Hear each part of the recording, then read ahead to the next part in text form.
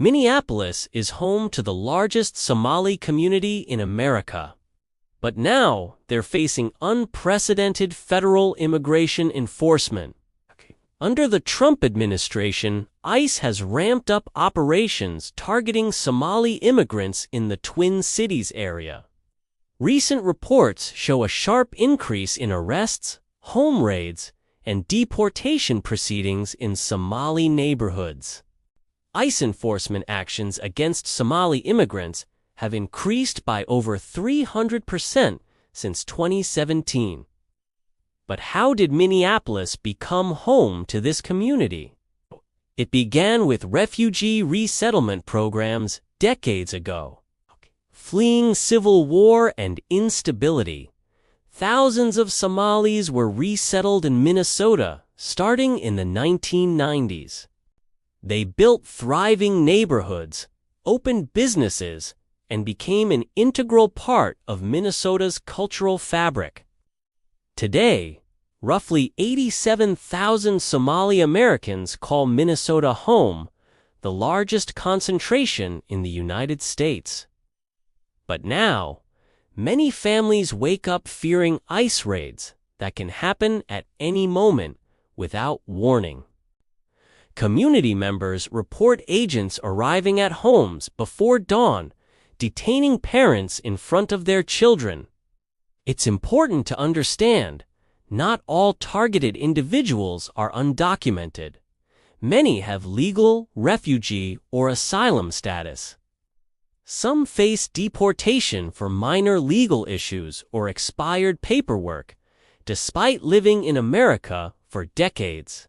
Officials state they're prioritizing individuals with criminal records or those who pose security risks. However, community advocates say the majority of those detained have no criminal history whatsoever. Local leaders are holding emergency meetings to educate residents about their rights and available legal resources.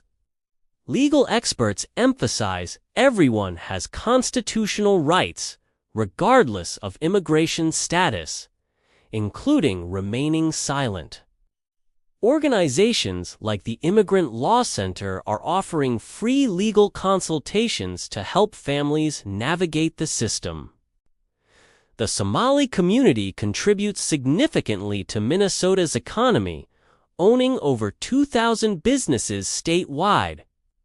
From restaurants to retail shops, these entrepreneurs create jobs and generate millions in tax revenue annually. Children of immigrants excel in schools, many becoming doctors, teachers, and community leaders themselves. But enforcement actions are tearing families apart, leaving children without parents and communities traumatized. Mental health professionals warn of lasting psychological trauma, especially among children witnessing parental arrests. In response, diverse coalitions of faith groups, unions, and neighbors are rallying to support the Somali community. Local officials have declared Minneapolis a welcoming city, limiting cooperation with federal immigration enforcement. This sanctuary policy means local police won't inquire about immigration status during routine interactions. However, this has created tension between city leadership and federal authorities over jurisdictional authority. Legal scholars debate the constitutionality of aggressive enforcement tactics and the limits of federal power. Minneapolis isn't alone. Somali communities in Columbus, Seattle, and San Diego report similar enforcement escalations.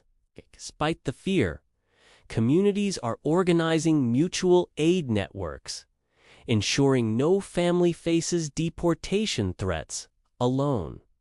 Faith leaders from all backgrounds are calling enforcement actions a moral crisis requiring immediate attention.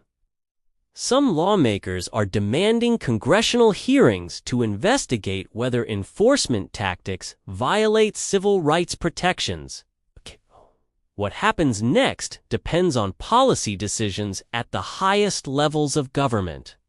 Advocates urge concerned citizens to contact representatives, vote, and make their voices heard on immigration policy. For now, Minnesota's Somali families continue building their lives, hoping for policies that value compassion and justice. This is a developing story.